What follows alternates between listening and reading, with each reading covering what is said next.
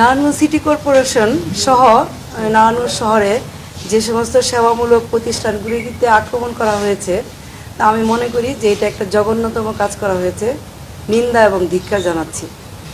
আমি ঠিক বুঝতে পারলাম না যে এত আক্রোশ কেন তাদের, যেটা জনগণের টাকায় আমি এই সিটি কর্পোরেশন করেছি, সাধারণ মানুষের টাকায়। এখানে কিন্তু 100 কোটি টাকার উপরে আমার ট্যাক্সের টাকায়, পাবলিকের টাকায় এই নগর ভবন করা।